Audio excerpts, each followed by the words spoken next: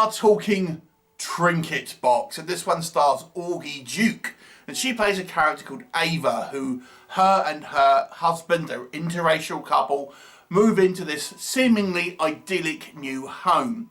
When there they are greeted by a seemingly friendly elderly neighbour who gives Ava, the Ava character, this box which contains this sort of antique necklace. But this necklace is actually a cursed item, and it causes Ava and Mike to ultimately kind of fight. It has this kind of influence over Ava, and ultimately ends up trying to possess her. And we learn through a kind of a prologue at the beginning of the movie, this house has been the site of many a tragedy, shall we say, and involving racial problems, and that seems to kind of have echoed through time. Now, what will happen? You will have to watch the movie and find out. So let's discuss what we think of Trinket box. This is less of a box, more about a necklace, to be honest. So the title's a little misleading. Let me just say that. Now, the guy who plays Mike, essentially our male lead, is actually one of the co-directors of the movie and also one of the co-writers here. So, he has, got many hats on in this film. What do I think works? I think the opening is reasonably strong. I think it sets kind of like an interesting kind of event which kind of sets in motion what's to follow. And it's kind of one of these without kind of spoiling anything, it's one of these situations which is a tragic event which is caused by racial tension, but ultimately affects different people in different ways, shall we say. But I thought that was reasonably kind of put together, albeit it seems like somewhat salacious for being salacious' sake.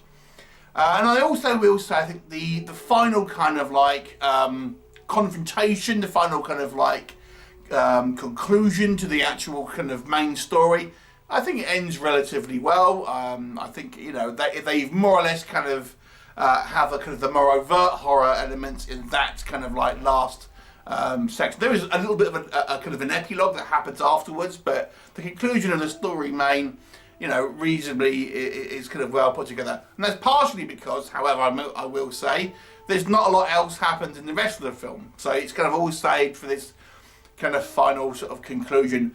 I will say I think the story's okay. I'm not going to say it's a great story. It's a very kind of lackluster in regards to any kind of really originality. It feels like this should be actually one of the kind of Amateurville plethora of spin-offs which just kind of came out of that original kind of movie all those years ago. It feels like it should have been one of those sort of those movies to a certain degree. Augie Duke, I think, does an okay performance here. I think the writing's a little on the weaker side, if you want my honest opinion, but I think she does the best with what she can. And I've got to be honest with you, that's kind of all I can really say on the positives. What doesn't work? Okay, so let me just go back to the acting here. I think Augie Duke does an okay job. She isn't given a lot to do, though, and that's one of the problems of this movie. There's not a lot happens. She isn't given a lot to do. It's just argument. It's her kind of like getting angry. It's her kind of falling asleep. That's basically it for the vast majority of this runtime. And the runtime is probably too long.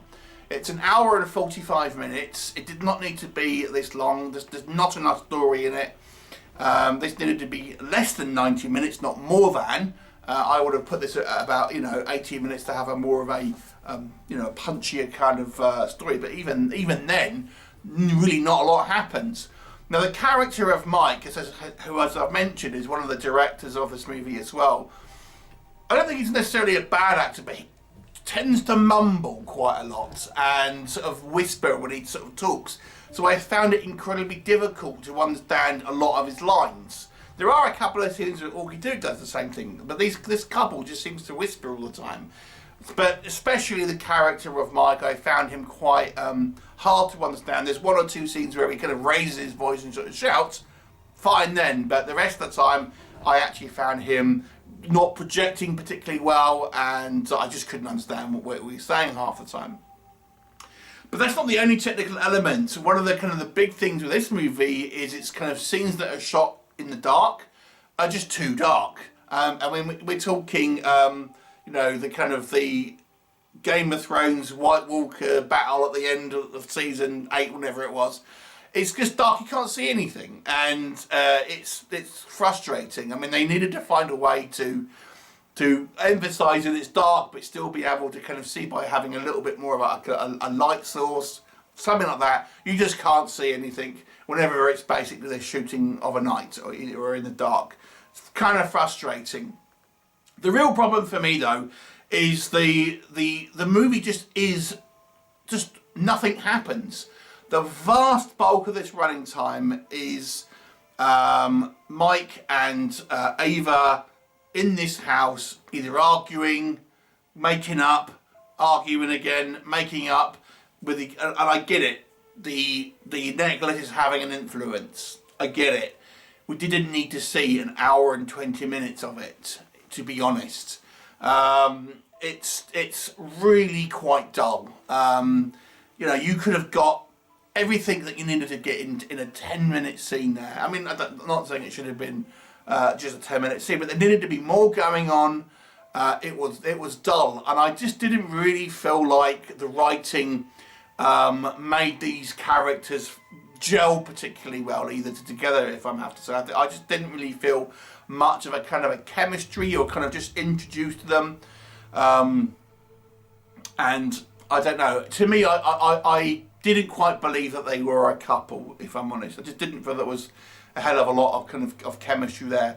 And the actual story itself, I'd say it's okay, but it's a little convoluted, to be honest, about how things kind of transpire.